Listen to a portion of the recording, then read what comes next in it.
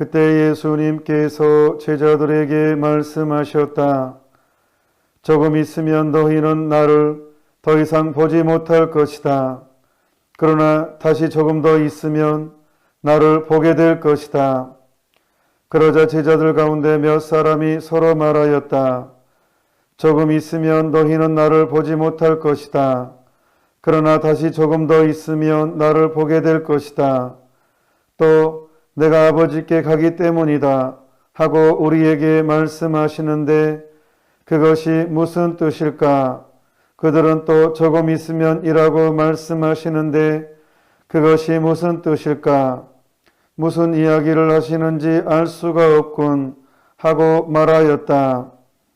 예수님께서는 제자들이 묻고 싶어하는 것을 아시고 그들에게 이르셨다. 조금 있으면 너희는 나를 보지 못할 것이다. 그러나 다시 조금 더 있으면 나를 보게 될 것이다. 내가 말한 것을 가지고 서로 묻고 있느냐? 내가 진실로 진실로 너희에게 말한다. 너희는 울며 애통해 하겠지만 세상은 기뻐할 것이다. 너희가 근심하겠지만 그러나 너희의 근심은 기쁨으로 바뀔 것이다. 주님의 말씀입니다. 그리스도님 찬미합니다.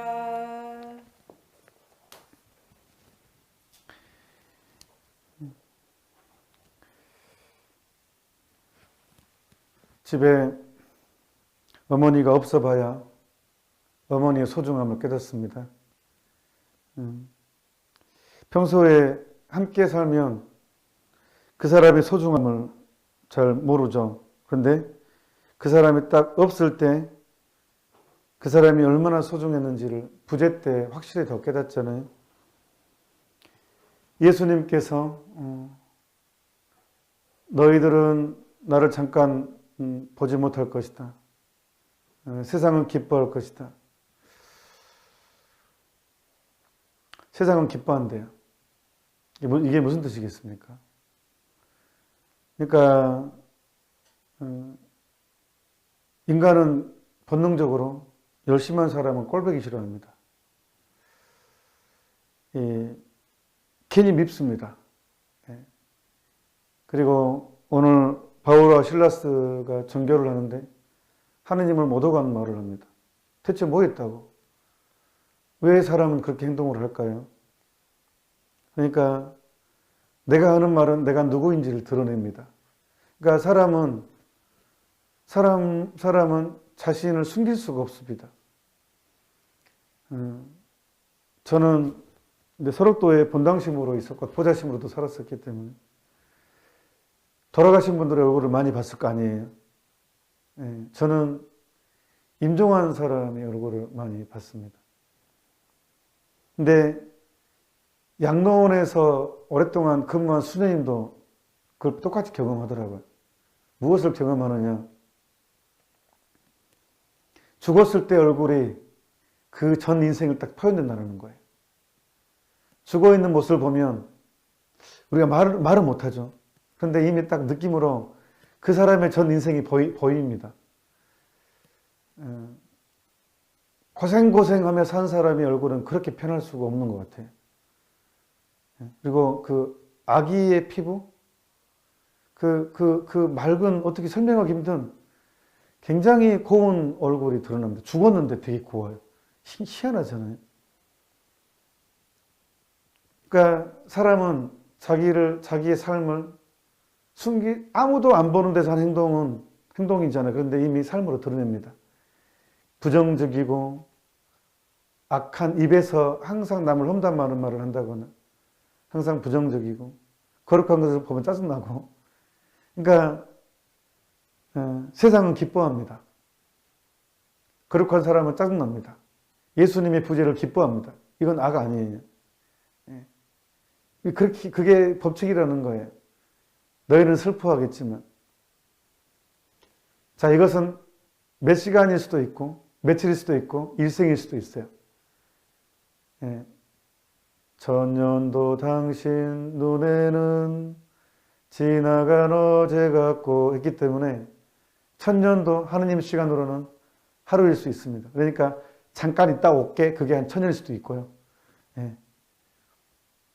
그래서 오늘 복음은 좀 더 깊이 있게 한번 묵상해 보자면, 자, 예수님의 부재는 메마름입니다. 메마름. 신앙생활에는요, 반드시 겪게 되는 감정이 있습니다. 예수님을 추구하는, 예수님을 따르는 사람들이 반드시 맛보게 되는 것이 있는데 그 중에 하나가, 그것이 뭐냐면 메마름입니다. 메마름. 세례받을 때 그렇게 뜨겁고 구름 위에 산책하는 것 같고 뭐 너무너무 행복합니다. 세례받을 때 세상이 다 내 것 같아요. 근데 얼마 안 있어서 이제 메마름이 올 수도 있고 또 어느 순간 하느님이 안 느껴져. 그런 메마름이 옵니다. 자, 메마름에는요, 두 종류의 메마름이 있습니다. 자, 메마름 몇 종류? 두 종류의 메마름이 있어요. 기도를 했는데도 아무 느낌이 없어요. 이게 메마름이에요. 안 느껴져. 하느님이 안 느껴져. 나는 열심히 나름 살았어. 근데 안 느껴져. 이걸 메마름을 하면. 자, 메마름에는 두 종류의 메마름이 있어요. 첫 번째는 하느님 탓이에요. 이 메마름이. 하느님이 일부러 그렇게 만들어버려요. 두 번째 메마름은요, 내 탓이에요. 내가 신앙생활 하면서 처음에는 열심히 하다가 세상과 타협하는 순간 바로 메마름이 와요. 저는 언제 이 메마름을 처음으로 느꼈냐 그러면 고등학교 2학년 때 주님 당신이시군요를 체험했잖아요. 뭐 그때는 불이었죠. 매일 미사 나갔어요. 고등학생 세상에. 열심히 해서가 아니라 이 맛을 봐가지고 저는 매일 평일미사가 너무 좋았어요. 고등학생이. 그리고 이게 계속 이어지고 군대 생활까지도 나름 그게 이어졌는데 직장 생활을 하면서 뭐 직장 생활도 물론 자취 일을 하면서도 매일 미사를 나갔어요. 청년 시절에. 그런데 처음으로 제가 메마름을 경험한 게 이제 제가 이권에 이제 그 업자들하고 술 마시고 노래하고 춤을 춰봐도 그렇게 돌아다닌 적이 있습니다. 업자들하고 또 계장님하고 어이 김수사 가지 그래가지고 제가 또 아이고 계장님 해가지고 이제 보라 마셔라 이렇게 고스톱도 치고 이렇게 고기 먹으러 다니고 업자들이랑. 그리고 처음에는 양심의 가책을 느꼈지만 원래 다 이런 거야. 다들 그렇게 살아. 뭐 나만 이렇게. 처음에는 진짜 갈등을 많이 했다니까요. 근데 이제 계속 갈등하다가 너무 힘드니까 그래 원래 인생이 이런 거지. 다들 잘 살잖아요. 저렇게 그냥. 하고 이제 그냥 밤이면 밤마다 이제 이렇게 업자들 만나서 술 마시고 노래하고 그렇게 돌아다니다 보니까 문제가 있어요. 어떤 문제가 있느냐. 미사가 재미가 없어져 버렸어요. 그 전에는 미사가 뜨거웠거든요. 설레였거든요. 강론이 재밌었거든요.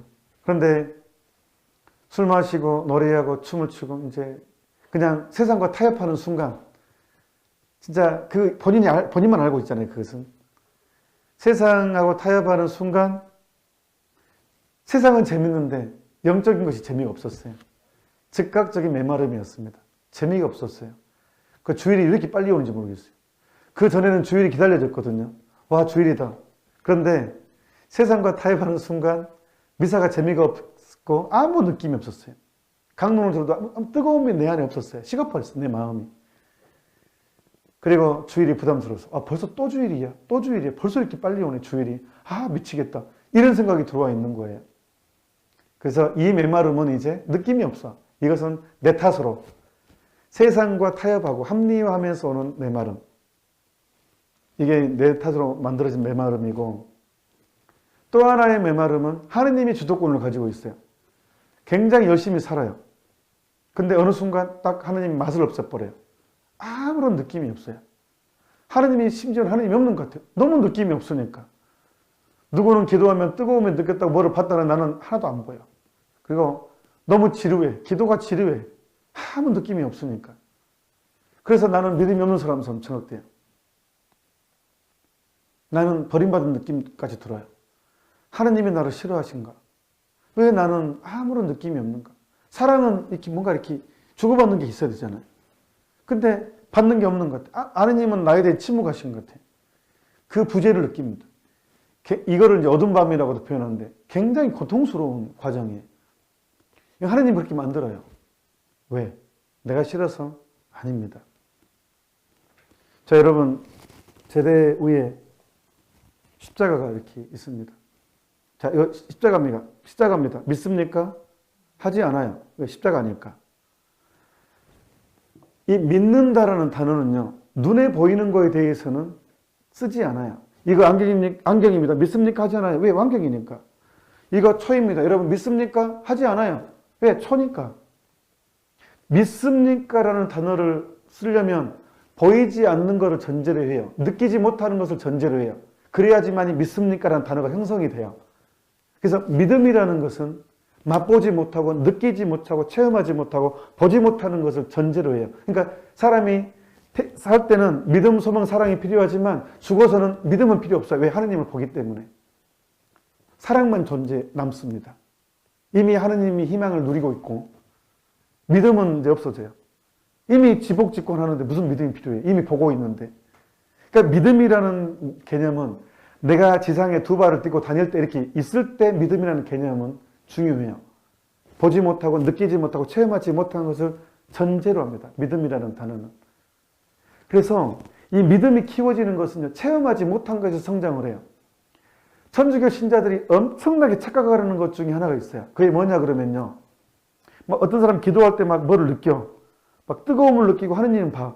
그러면 사람들이 저 사람 믿음이 깊은 사람이라고 생각해요. 거기에서 모든 문제가 생깁니다. 오류가 생깁니다. 하느님께서는요, 유아세례 받은 사람한테 이런 거 안 줘요.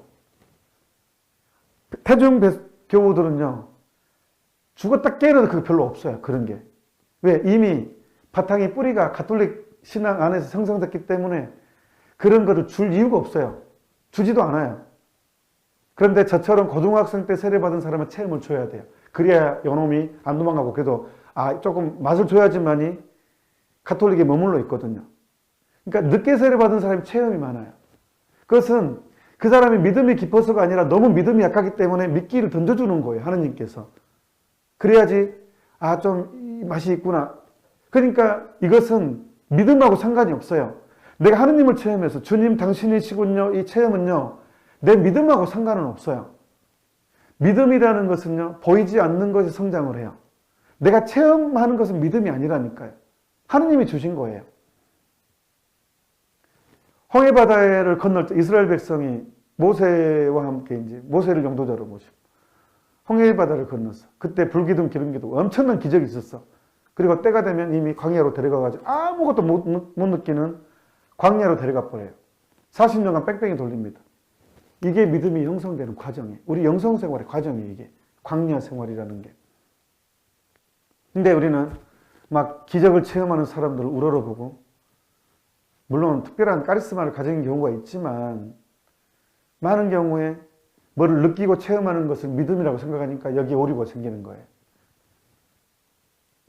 그리고 이제 어떤 사람이 그런 것이 많이 생기느냐, 돋보이고 싶은 사람은 즉각적으로 마귀를 장난칩니다. 예, 이제 나는 다른 사람도 좀 열심한 신자라는 것을 돋보이고 싶어. 그게 얼마나 은근히 들어온 교만이거든. 자기만족도 있고. 그러면 바로 이제 마귀가 살짝 건드려지고 폭 빠집니다.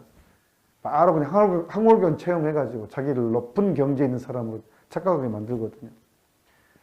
설사 그것이 하느님한테 온다 한들 그것은 믿음하고 상관이 없습니다. 믿음은 오로지 느끼지 못하고 체험하지 못하는, 보지 못하는 것에서 형성이 됩니다. 그래서 하느님은 때가 되면 한 영혼을 훈련시키기로 작정하면요, 그 영혼을 메마름을 주셔버립니다. 그러니까 마더 데레사 수녀님도 막판에 엄청난 암흑을 경험합니다. 메마름을 경험합니다. 정말 하느님이 계신 건가? 일반인들은 그걸 상상도 못한 마더 데레사 입에서 하느님이 정말 계신가? 그 말하면 아니 이분이 성녀라고 생각하고 있는데 아니네, 막 기자들은 이해를 못하죠. 근데 영성 안에서는 충분히 많이 있는 사건입니다. 그거를 십자가 성령은 어두운 밤이라고 표현하죠. 또 다른 식으로. 그래서 빠드레 피오 신부님은 의지의 상을 주십니다. 기도하십시오. 마지못해서라도 기도하십시오. 감정이 중요한 게 아닙니다. 의지가 중요합니다. 그래요. 감정이 중요한 게 아닙니다. 우리는 기도할 때 막 감정이 따뜻한 느낌이 느껴지고 황홀감이 느껴지고 뭐 그러면 기도를 잘한 것 같죠. 그리고 1시간 했는데 아무 느낌도 없어. 그냥 앉아 있었어. 그러면 기도에 실패한 것 같죠. 아니에요. 어떤 면에서는 하느님 눈에는 그 메마름 안에서도 1시간 동안 앉아 있는 것, 그것이 더 가치 있게 보일 수 있어요. 그것이 하느님의 눈에는 의지의 수련이거든요. 그것이 의지가 정화되는 것은 기도는 습관입니다. 거룩한 습관. 그럼에도 불구하고 말을 건네고, 그럼에도 불구하고 하느님께 말을 건네고 받아들이고 하는 거예요. 느낌이 없지만. 그러면서 참으로 정화가 일어나는 것이고, 물론 세상과 타협하지 않아야 돼요. 세상과 타협하면 그건 내가 만든 메마름이고. 예. 신앙생활은요, 처음에 시작할 때 되게 쓰라리고 외롭고 그렇습니다. 하지만 조금만 더 참으면 감미로움이 있습니다. 하느님만 나만 알고 있는 이게 이 감미로움은 좀 더 메마른 대로 데려가기 위한 하느님의 섭리입니다. 사탕입니다. 이렇게 좀 더 큰 메마름으로 데려가기. 왜? 내 믿음을 키워주기 위해서. 내가 성장하기 위해서. 그래서 예수님은 떠나시는 거예요. 당신이 옆에 있으면 내 믿음이 성장하지 않아요. 제자들은 성장할 수가 없어요. 예수님이 항상 함께 있으면 제자들은 항상 의탁하게 되고 항상 보고 있기 때문에 믿음은 성장하지 않아요. 제자들의 또 다른 알테르 크리스토스, 또 다른 예수가 되기 위해서는, 예수님이 되기 위해서는 예수님이 떠나셔야 했습니다. 성장시켜 주기 위해서입니다. 예수님은 그래서 우리에 대해서 그렇게 행동하십니다. 떠나십니다. 나를 사랑하시기 때문에 나를 떠나십니다. 하지만 잊지 않으십니다. 그러니까 안심하십시다. 여러분, 메마름이 내 탓이 아니고 하느님의 주도에 의한 메마름이라면 여러분 기뻐하십시오. 그 메마름에 감사하십시오. 그리고 나에게 어떤 은사가 없게 느껴지는 것, 그것에 참으로 기뻐하십시오. 마지막으로 이 말을 하고 정리하겠습니다. 제가 요즘에는 CNBS 방송 때문에 웬만하면 거의 강의를 안 나가려고 합니다. 근데 제가 몇 년 전에 보좌신부 때 성령기도회 강의를 간 적이 있습니다. 어디라고는 말을 못하겠고 10년 동안 성령기도회에 봉사를 하는 사람인데 저한테 면담을 청해 왔습니다. 도저히 못하겠다고 이제 자존심 상해서 못하겠다.